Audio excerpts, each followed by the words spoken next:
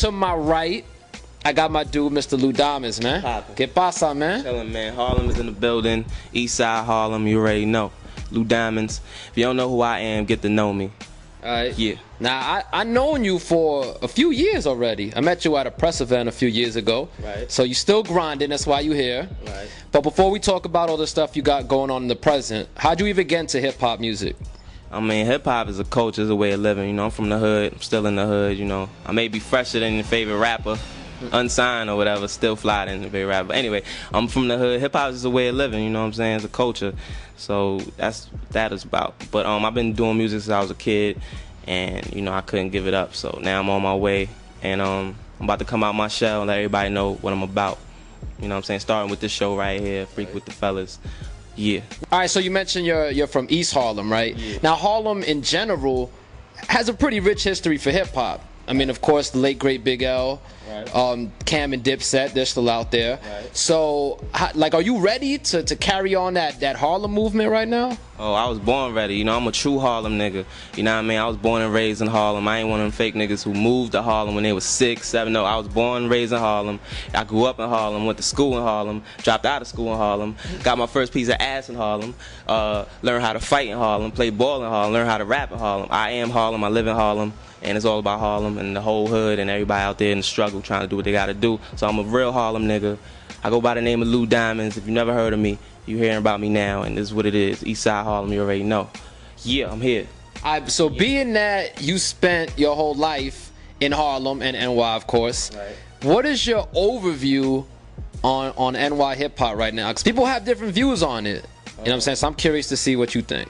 I feel like you can't really blame the rappers from New York that's not really putting out hot records. It's the people who's in control of what comes out in New York. Like the gatekeepers? Yeah, like the DJs, they slacking. The A&Rs in New York, like there's a lot of talent in New York, but the talented artists are not really getting heard. So, you know, blame the people who put out the records. Don't blame the people who make the records. There's a lot of talent in New York, and you know what I mean? I feel the South, because for years while the East Coast and the West Coast was eating, there was a lot of artists in the South who was starving, you know what I mean, while dudes in New York ate. But at the same time, there was a couple artists in New York who were starving along with them, and I was one of them. So I'm ready to come out, and y'all gonna hear about me. And there's a lot of talent in New York. It's just the DJs are playing the wrong type of music. I feel like a lot of rappers in New York are stuck in the time warp. You know what I mean? On that lyrical. I mean, Okay, I well, think look. the lyrical era is over with. I feel you can still be lyrical and be simple and sell records. So New York just got to step it up. So let me ask you this question. Being that, I mean, you're saying there's a lot of talent in New York, but everybody raps, period. True. You know what I'm saying? So with all that, which is essentially that's competition for you, all that competition out there, what's going to set you apart from the everyday rapper?